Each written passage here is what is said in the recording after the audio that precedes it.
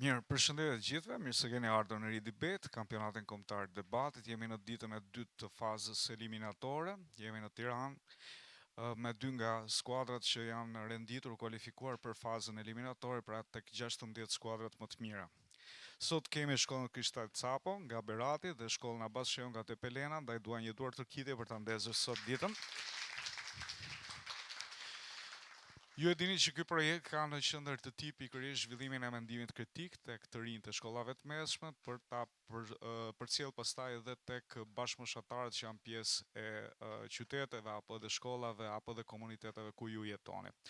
Ndaj me shumë përkushtim organizata Liburnetik prej 9 vitesh organizon këtë projekt program që ne e duam kaq shumë dhe shpresojmë që ta vazhdojmë si traditë edhe të jetë një nga projektet që ka më shumë vlerë përse i takon të rinjve. Ndaj të ftuar janë të gjithë ata që duan t'i bashkohen këtij projekti, jo vetëm në pjesëmarrje, po edhe në mbështetje të tij. Ndaj gjej rastin të falenderoj Agjencinë Kombëtare të Rinisë që këtë vit ka mbështetur projektin, edhe gjithashtu AMSHC. Nga ana tjetër dua të falenderoj ata që bëjnë vlerësimin dhe që pranojnë ftesën për të qenë pjesë e trupës së gjykatës, sikurse kemi sot Berta Tucin, drejtoresh ekzekutive e EU Policiab, po kështu koordinatore shumë projekteve që kanë të bëjnë pikërisht me çështjet e integrimit në Bashkimin Evropian, dhe nga ana tjetër dua të falenderoj Eltiana Ramën, drejtoresh ekzekutive e PVN, projekte vullnetare ndërkombëtare, dhe PVN Norvegjia, kemi një shtirje për te kufive shqiptar, duke përçuar të njëjtin qëllim edhe që ka organizata. Si dhe Eugena Gjokën, e cila është pjesë tashmë e pandare e këtij kampionati, pjesë e Fakultetit Shkencave Sociale si asistent pedagoge.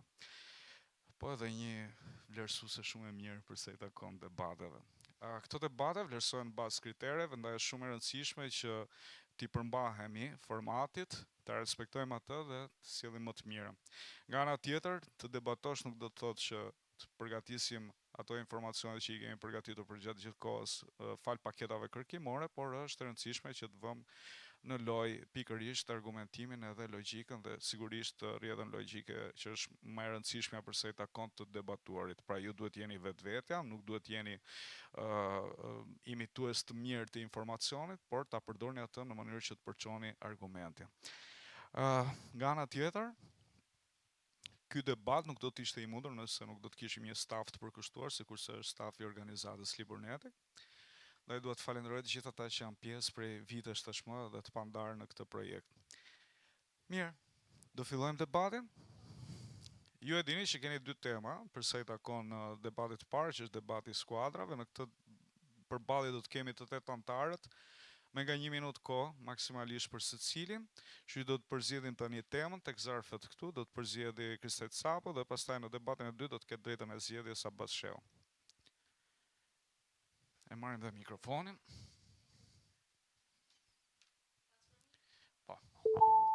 Transformimi i menjëhershëm digjital në ofrimin e shërbimeve publike, një hap drejt një ekonomie qarkulluese më efikase apo një rrezik për përjashtimin social dhe dështimin e sistemit.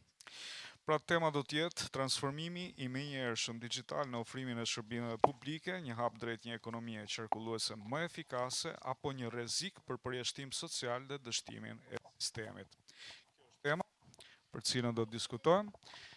Tani do të bëjmë edhe përzgjedhjen e qëndrimit, ndaj do të ftoj një nga anëtarët e skuadrës tjetër, tek globi.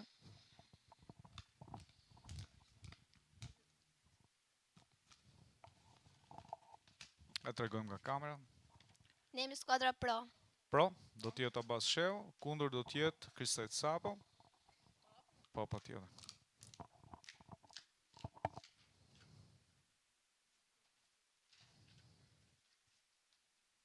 Kundër. Faleminderit. Në ky moment keni 7 minuta kohë përgatitore.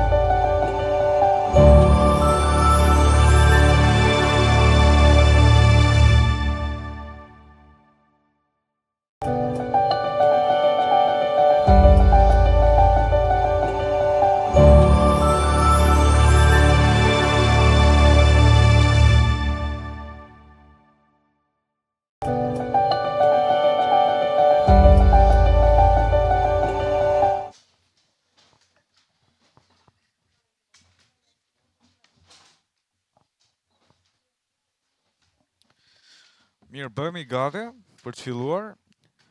Do të filloj skuadra që marrë qëndrimin pro, Abbas Shehu në këtë rast. Do të pasohet pastaj nga skuadra që marrë qëndrimin kundër në mënyrë të alternuar. Të 8 anëtarët do të flasin për sa i takon temës transformimi i menjëhershëm digjital në ofrimin e shërbimeve publike, një hap drejt një ekonomie qarkulluese më efikase apo një rrezik për përjashtim social dhe dështimin e sistemit. Suksese. Mund të vazhdoj. Përshëndetje, unë jam nxënësja Gloria Kristo nga Gjimnazia Abbas Shehu dhe mbaj qëndrimin pro për transformimin digjital.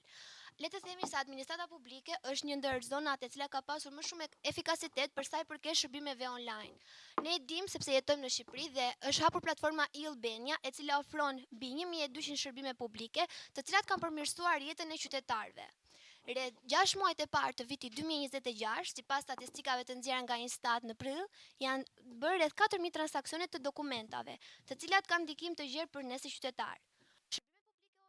Ofron shpejtësi, inovacion, duke i lejuar të gjithë qytetarët pa limit kohe dhe vendi për t'i kryer të gjitha shërbimet që ju duhen. Dhe është një anë shumë pozitive, zhvillimi i transformimit digjital. Faleminderit. Përshëndetje, jam Selim Esiti, përfaqësues e Gjimnazit Kristajt Sapo, dhe para se të fillojmë duam të falenderojmë dhe organizatën Liburnetik për mundësinë e dhënë. Në ditët e sotme kemi dëgjuar shpesh termin digitalizim, që ndryshe e njohim si modernizim. Ju pak më parë përmendët platformën e-Albania. Është më vërtet që ajo na ofron shumë shërbime, mbi 4000 shërbime, por mos të përmendim dhe faktin ku jo më pak se para pak muajsh e-Albania pësoi një glitch. Një glitch ku një person që mund t'i duhej një rekomandim mjekësor, ku do ta marrë këtë rekomandim? Një person që i moshës tonë që do të regjistrohet në gjimnaz, ku do regjistrohet? Në qoftë se ne do e digitalizojmë gjithë dhënien e dokumentacioneve. Një shprehje thot, nëse doni të imagjinoni të ardhmen, imagjinoni një çizme që u shkel në fytyrë. Dhe kjo çizme që na shkel në fytyrë ditët e sotme është digitalizimi dhe transaksioni të gjitha dokumentacioneve në mënyrë digjitale. Faleminderit.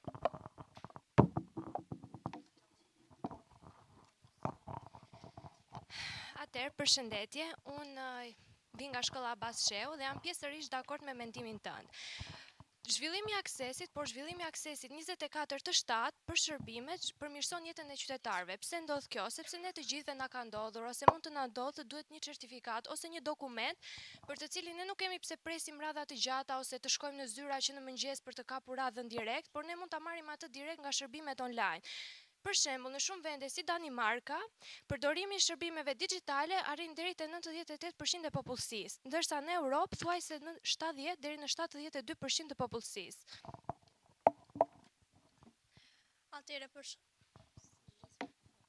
Atëherë përshëndetje, unë jam Xhenyusi dhe mbaj qëndrimin kundër. Ju faleminderit për mendimin tuaj, por më duhet t'ju kundërshtoj argumentin tuaj, sepse Danimarka është një vend i statistikuar dhe gjithashtu ekonomia e Danimarkës është më lartë se ne. Por le të shikojmë këtë transformim që është i panevojshëm. Rreth 80% e personave që janë mbi 60 vjeç janë nën analfabet. Çka do të thotë se nuk është e nevojshme ky transformim. Ata personat as nuk dinë se si të përdorin telefonin veç për një telefonat. Atëherë, pse ne duhet që të bëjmë një shtresëzim ndaj kësaj shoqërie? Personat të cilët dinë të përdorin teknologjinë, e cila do jetë elita dhe të gjithë të tjerët që nuk e dinë. Atëherë, kjo do të thotë që ne ndajmë shoqërinë tonë. Skuadra tjetër propozon një metodë e cila është vërtet sofistikuar, por ama nuk është e nevojshme për Shqipërinë tonë. Pse duhet që një person i cili është në vendin e vet të ndihet si huaj? Atëherë, kjo nuk është e nevojshme. Faleminderit. Përshëndetje, unë jam Malti Senaj, në Gjimnazia Abbas Shehu dhe Pelen, dhe unë jam kundra këtij mendimi. Transferimi digital ka ndikuar pozitivisht në zhvillimin e të rinjve. Në prill të 2026 janë kryer rreth 9000 transaksione dhe dokumenta digjitale për maturantët. Kjo sjell një zhvillim dhe një inovacion për të rinjt. I falenderoj parafolsat, por më duhet të mbaj qëndrimin kundër. Thonë se digitalizimi kurse para, por a keni llogaritur kostën e mirëmbajtjes dhe teknologjisë po vjetërohet vazhdimisht? Për më tepër lind pyetja, çfarë ndikimi ka në planetin tonë zhvillimi masiv i teknologjisë? Sipas të dhënave të publikuara nga revista shkencore, një qendër të dhënash konsumon energji, sasi energjie të mëdha dhe ujë gjithashtu për të ftohur serverët. Një qendër mesatare të dhënash përdor po aq ujë sa mund të përdorin disa spitale të mëdhenj. Këto sisteme rrisin emetimin e gazrave serë dhe krijojnë mbetje toksike elektronike që dëmtojnë tokën dhe ujin. Pra, digitalizimi nuk është gjithmonë aq i gjelbër sa pretendohet. Faleminderit.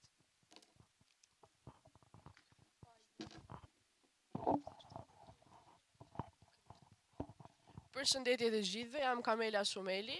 E respektoj totalisht mendimin tënd, por unë do vazhdoj të mbaj shëndrimin tim duke përmendur se proceset pa letra eliminojnë printimet, ruajtjet dhe transportimin fizik të dokumenteve. Kjo sjell ulje të energjisë dhe ujit për prodhimin e letrës, ulje konsumi letra apo prerje pemësh, kursim kohe dhe kursim buxheti. Gjithashtu, ulje të ndotjes së mjedisit për shkak të transportimit fizik të dokumenteve. Sipas statistikave në vitin 2026 në platformën e-Albania janë kërkuar 44 milion transaksione elektronike dhe janë gjeneruar mbi 962.000 kërkesa për zhvillim teknologjie. Sipas Instat, në Shqipëri grup moshat nga 17 deri në 64 vjeç i përdorin shërbime digjitale më së shumti në jetën e përditshme dhe kjo tregon se Shqipëria është një vend i zhvilluar nga ana teknologjike dhe digjitale. Faleminderit. Përshëndetje.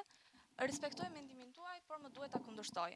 Sipas një studimi të dhënë nga Pew Research Center, tregohet se mbi 60% e pensionistëve preferojnë më shumë kontaktin fizik. Pasi, kështu ata ndihen më të sigurt edhe më të kuptuar nga vetë institucioni.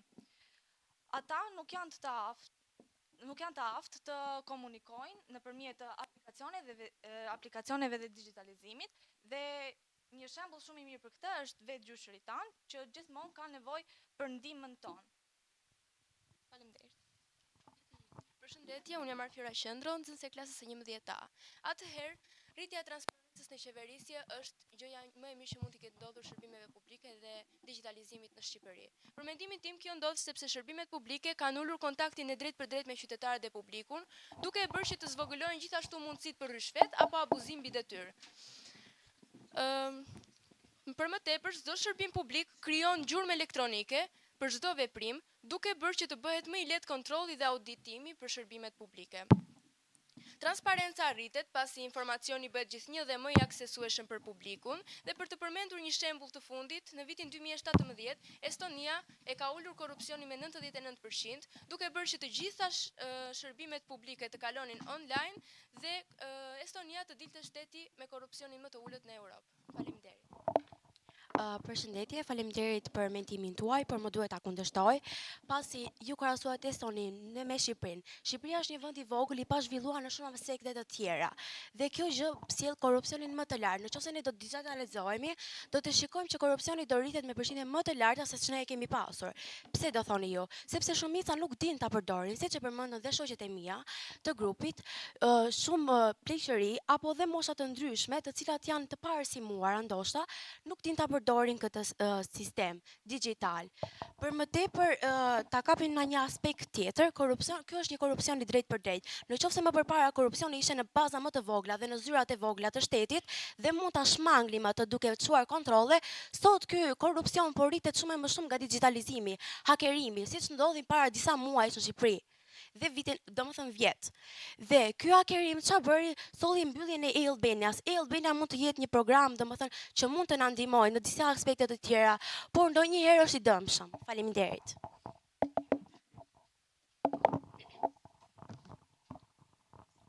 Përshëndetje, unë quhem Levisa Dalani, nxënëse e gjimnazit Abbas Shehu Tepelen. Këtu doja të përmendja edhe pak të big data, e cila është shumë e rëndësishme sepse ndihmon qytetarët dhe shtetin. Shumë grupe janë të përfshira, por kjo nuk do të thotë se përjashtimi social mbetet pas. Me mbështetje dhe edukim digital, qytetarët përfitojnë shërbimet online.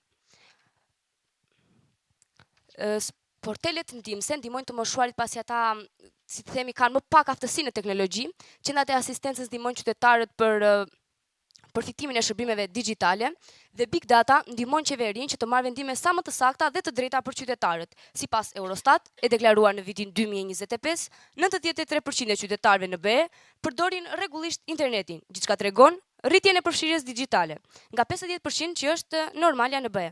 Faleminderit. Falenderoj parafolsin për argumentin e dhënë, por më duhet ta kundërshtoj.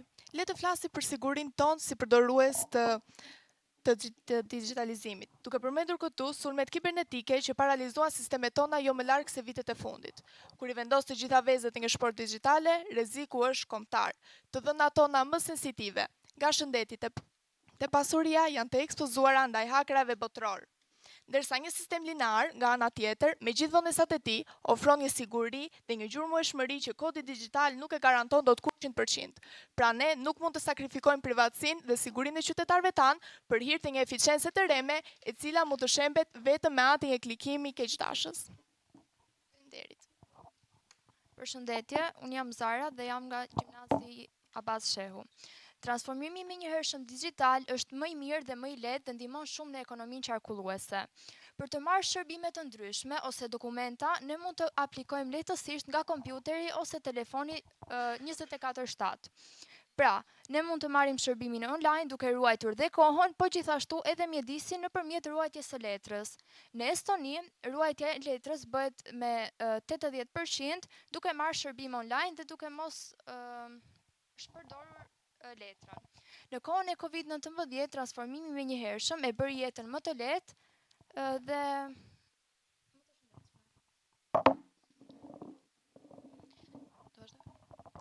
Ju falenderoj për mendimin tuaj, por më duhet të them se kundërshtarët tanë do të thonë se digitalizimi është i nevojshëm. Për çfarë? Për të gjitha ato miliona euro të vjedhura gjithë këto vite.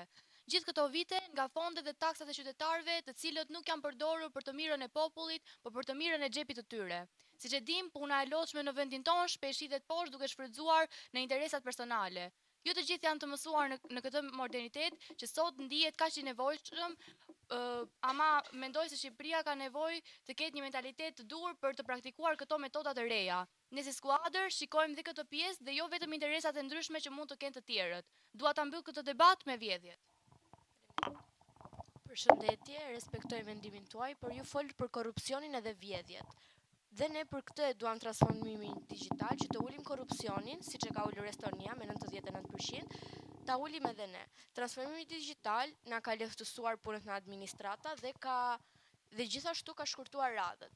Ne në vend që të presim në bashki në radhë, ne i marrim direkt nga telefoni. Gjithashtu punojësit e bashkisë nuk punojnë 24/7, ndërsa në telefon ti mund ta marrësh dokumentin kur të duash.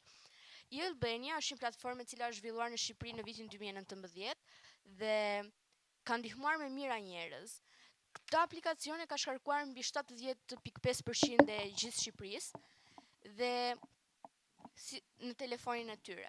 Dhe kjo gjë na ka ndihmuar që ne mos të shkojmë më nëpër administrata duke pritur në radhë, por mund ta marrim një dokument direkt nga shtëpia. Faleminderit.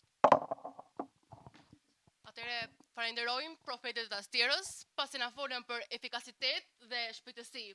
Na folën për Estoninë, a thua se ndodhemi në mes të talinit, po përjashtonin faktin që ndodhemi në Shqipëri, ku njeriu ka nevojë të dëgjohet, jo të klikohet. Një shtet që fshihet pas një ekrani për të mos parë qytetarin në sy, nuk mund ta quajë një shtet modern, por një shtet frikacak. Ne treguam se ky transformim është i pasigurt, i shtrenjtë dhe mbi të gjitha thellësisht antisocial. Ju kërkoni eficiencë të ftohtë, kurse ne po ju kërkojmë parazi sociale. Ofrimi fizik në shërbime publike është i padobishëm. Një shtet, ne mbrojmë qëndrimin kundër ofrimit të shërbimeve publike, pasi një shtet pa njerëz është si një server i zbrazët. Faleminderit.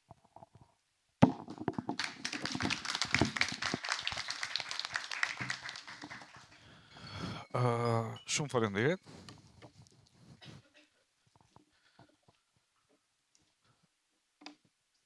Nuk do t'ja përshtypjet e mia absolutisht në këtë moment, sepse jemi akoma në garë. Megjithatë, komentet do t'i japim më vonë kur të bëjmë edhe vlerësimin, edhe Juria t'jap edhe këshillat e sugjerimet që do ketë për debatin. Çfarë mund të them është që prisa pak më shumë, padyshim, dhe normalisht temat kuptoj pak më shumë. Kjo është ajo që mund të them deri tani. Do vazhdojmë tani me debatin e dytë, i cili do të vendosë edhe pikat mbi i, themi ndryshe. Është debati i liderave, në këtë përballje do të kemi Glorian dhe Selimin.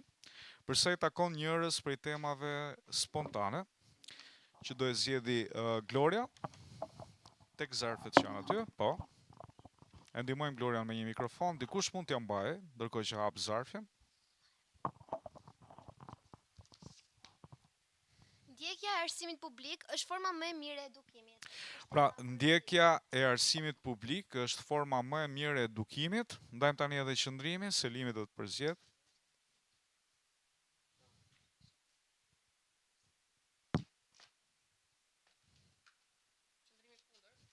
Kundër arsimit publik si zgjedhja më e mirë e edukimit, ndërsa pro do të jetë Gloria.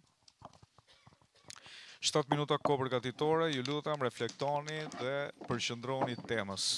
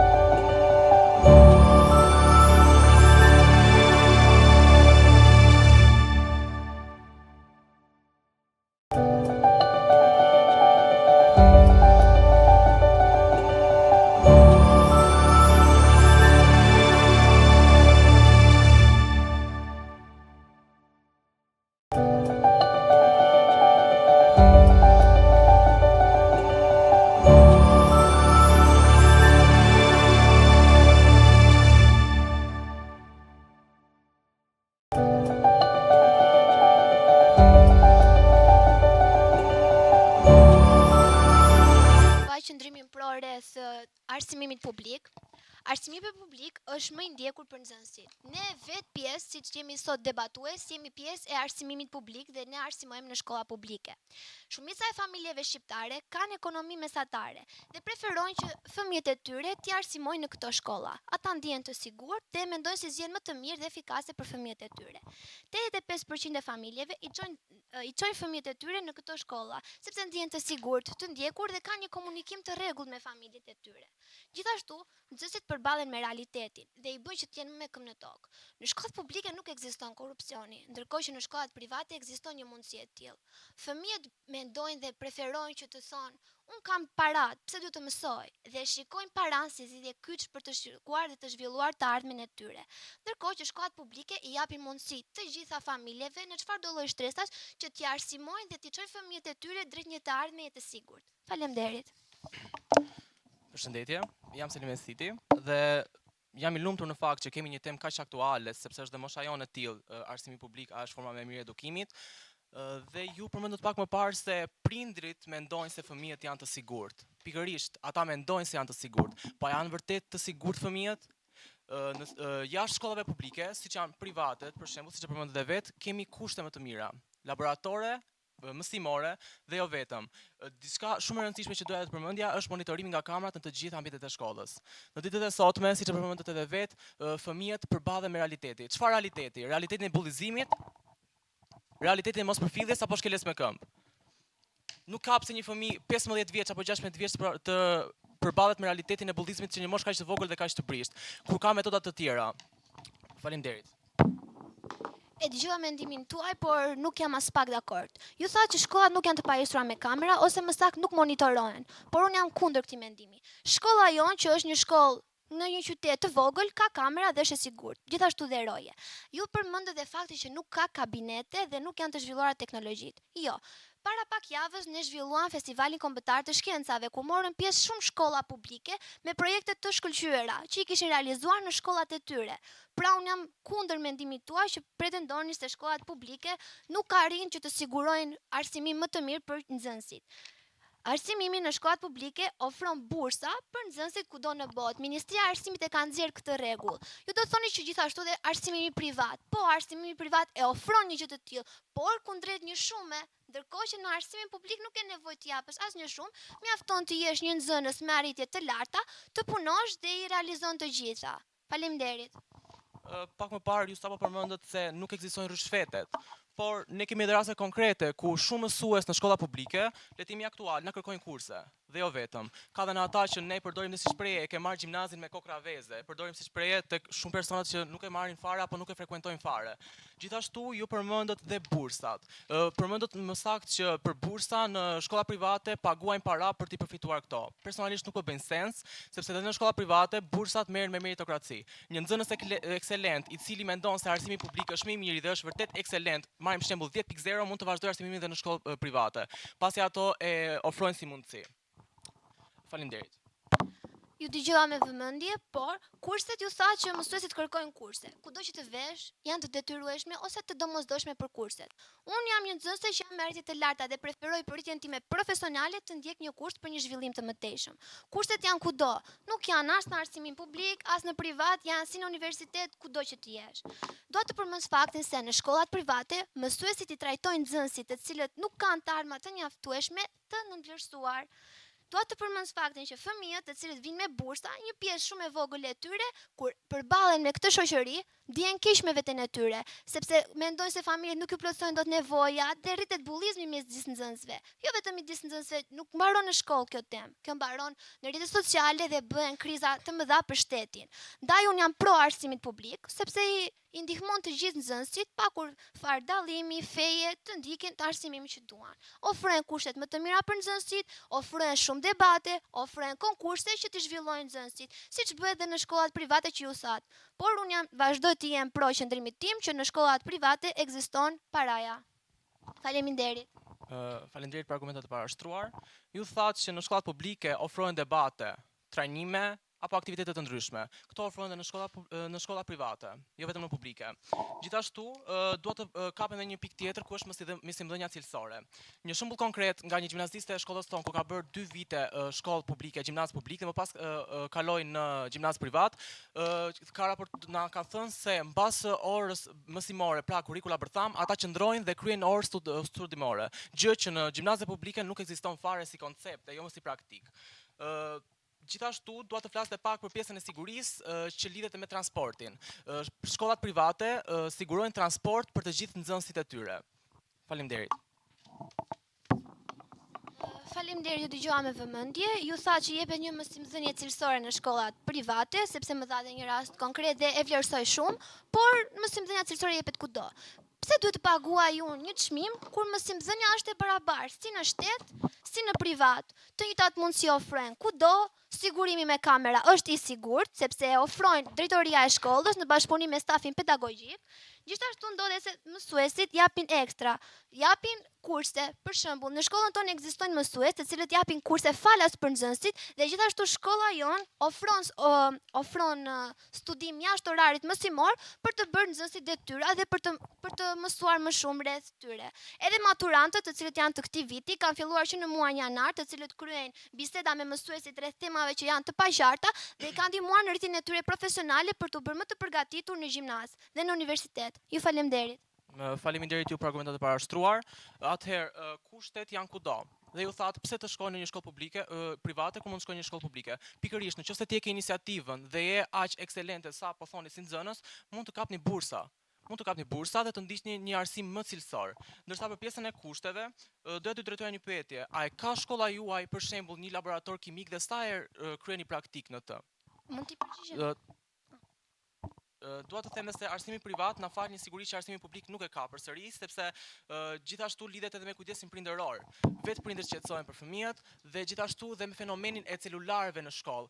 Është kontroll më i rrept, jo vetëm për celularët, por edhe për lëndë narkotike. Ne shohim shumë gjimnazistë që në mes të oborrit apo poshtë shkollës pinë lëndë narkotike në sy të moshatarëve të tjerë. Dhe mendoj që kjo duhet të jepet fund me arsim privat dhe me nxënës të cilët e marrin me meritokraci, pra bursën për të vazhduar arsimin privat. Një godinë e sigurt e pajisur plot me rregulla është zgjidhja ideale për çdo shqetësim prindëror. Faleminderit.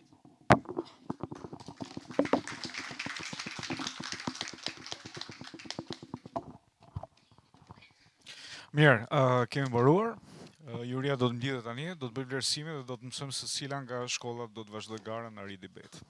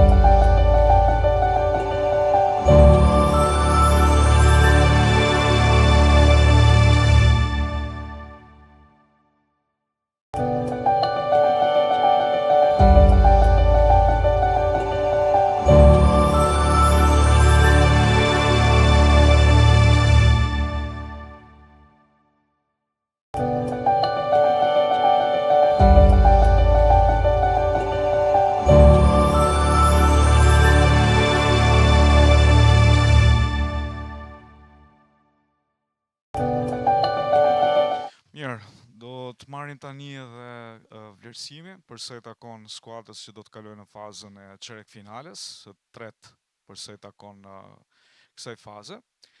Pa dyshim që Blerta do dojë të thotë diçka. Së pari ju përgëzoj.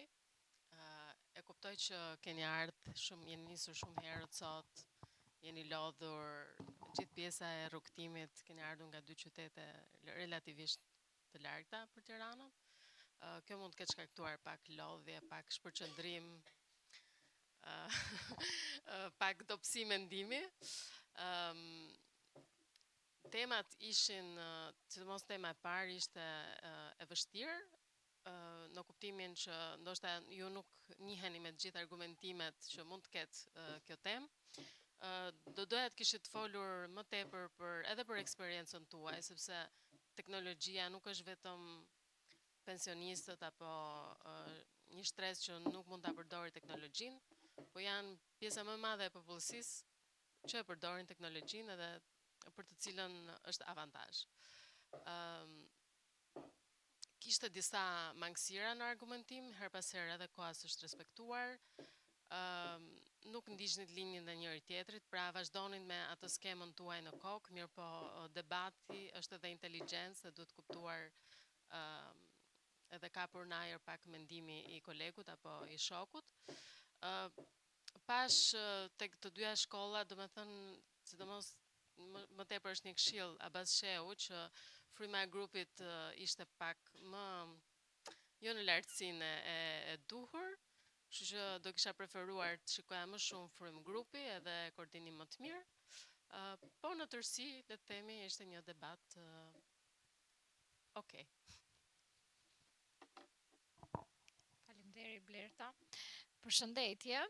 Unë së pari dua t'ju përgëzoj që ju merrni pjesë në formate të tilla dhe jepni vetes një mundësi që të zhvilloheni, të zhvilloni mendimin kritik, por edhe të bëni diçka ndryshe përtej kurrikulës së shkollës. Sigurisht që keni dhe formate të tjera, por që është një sakrificë që ju bëni përtej orarit të mësimit dhe janë eksperienca që do t'ju vlejnë. Kjo është një garë, por gara nuk është thelbi i këtij formati në vetvete, por është çfarë ju mësoni dhe çfarë merrni me vete si një mësim të vyer. Blerta i përmendi disa aspekte që ne do donim t'i shihnim dhe kishim pritshmëri që do t'ishin edhe më mirë. Argumentat dhe kundërargumentat pristim që të ishin më shumë të lidhura me njëri tjetrin.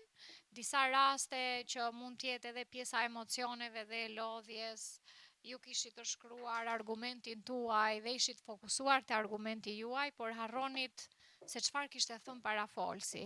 Dhe jo gjithmonë këto ishin të lidhura me njëra tjetrën. Por nga ana tjetër, disa nga ju përdorën statistika, sollot pak shembuj, por që ishin tema që mund të sillnit edhe më shumë argumenta dhe kundërargumenta. Unë ju përgëzoj për atë çka sollët, për atë çfarë përcollët, për qytetarinë, për bashkëpunimin në ato nivele që ju e përcollët, dhe pse bashkëpunimi mund t'jetë edhe më i fortë, por ky është një proces në cilin të gjithë mësojmë, edhe ne po t'na vini në debate t'illa, do kemi emocione, do kemi gjëra që donim t'i thonim, por harruam t'i thonim, kështu që shijojeni si proces edhe unë mendoj që jeni fitues pavarësisht rezultateve që do të dalin. Dhe jeni shumë të rinj për të bërë progres edhe për të bërë përmirësim, kryesisht në mendimin kritik. Faleminderit. Faleminderit. Unë do e marr pikërisht ku e la kolegja ime. Jeni shumë të rinj dhe du ta merrni ridebatin si një nga formatet e nevojshëm ose si vendin ku do gjeni iniciativen për debatuar në jetën pas kësaj. Sigurisht formati do që njëra nga skuadrat të shkojë më përpara. Unë mendoj që të dyja skuadrat na dhuruan një debat të mirë, sigurisht nuk u përmbajtën ndoshta disa kritereve që ne dashje pa dashje si juri duhet bazojmë gjykimin ton, siç është një fjalori artikuluar plotësisht i qartë, argumenta logjik, vërtetësia, domethënë na dha disa fakte që ishin totalisht, le të themi, të paqena, dhe këtu kisha dy shënime. një gjë që dua ta theksoj është gjuha e trupit. Kur ne debatojmë, duhet kemi shumë kujdes.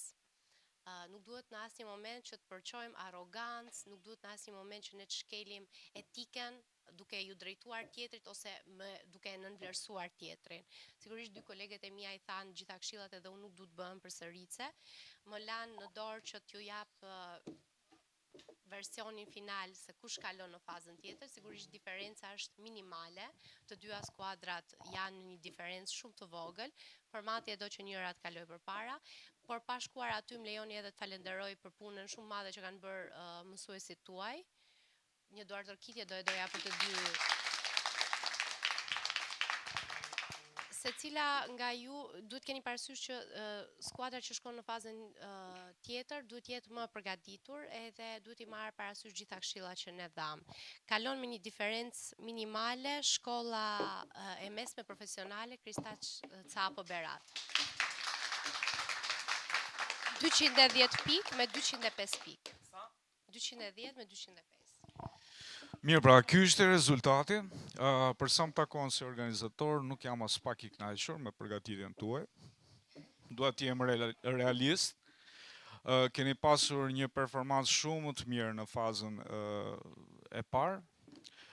Nuk e di ku çdoi gjëja, por debati I grupit ishte jashtë teme totalisht. Përveç njërës prej antarëve që është vajza në fund fare, që e kapi temën, ne po flisim për ekonomi qarkulluese, askush nga ju nuk e ceku ta trajtonte të paktën ta shpjegonte se për çfarë ne po trajtonim. I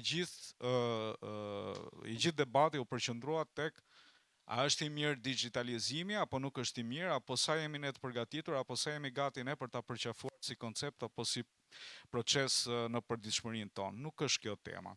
Digitalizimi duhet të shërbente pikërisht për të përforcuar nëse I qaset apo jo ekonomisë qarkulluese në mënyrë për ta sjellë si proces të aplikueshëm në përditshmërinë tonë, pra në sistemin që po jetojmë.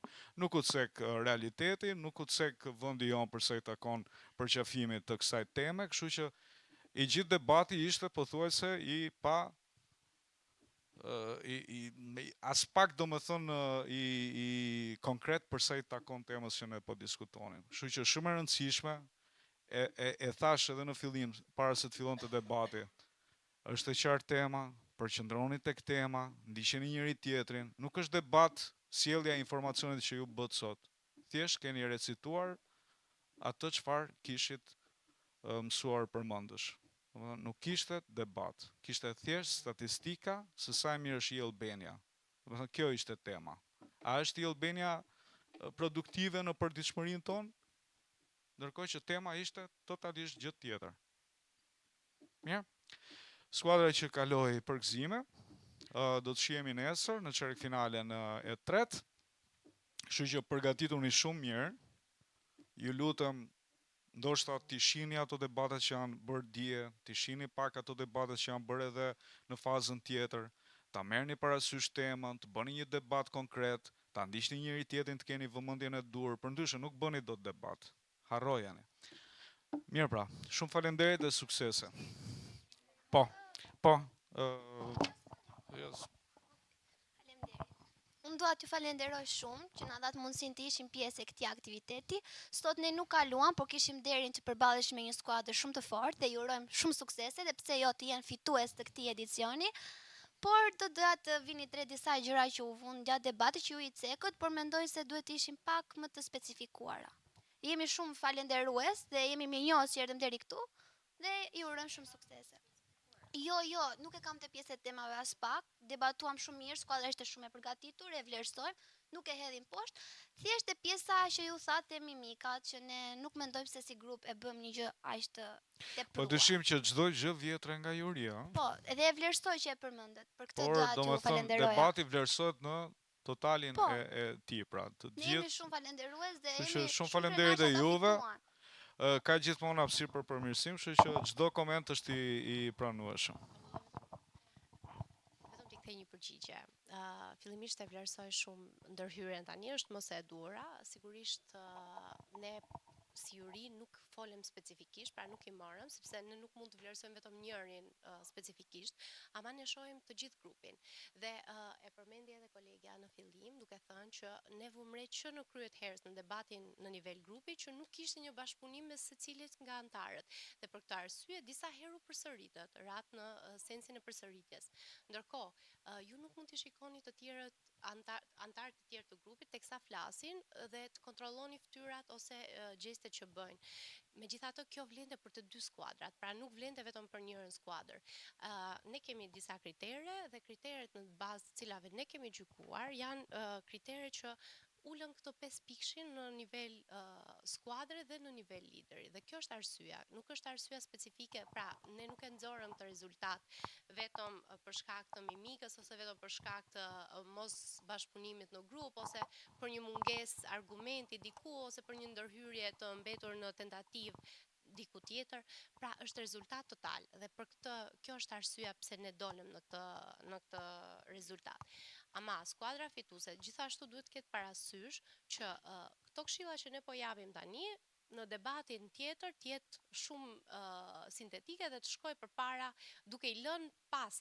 Duhet kemi parasysh edhe tonin e zërit kur ne I drejtohemi tjetrit. Edhe gjitha gjërat që ne themi sigurisht është vetëm 1 minutë ndërhyrja në grup dhe ne nuk mund t'i themi gjitha, pra nuk është nevojshmëria tek sa shumë fjalë themi, se sa mesazh duam t'japim përmes atij 1 minutëshi dhe sa argumenta duhet sjellim në tryezë. Jemi qartë besoj.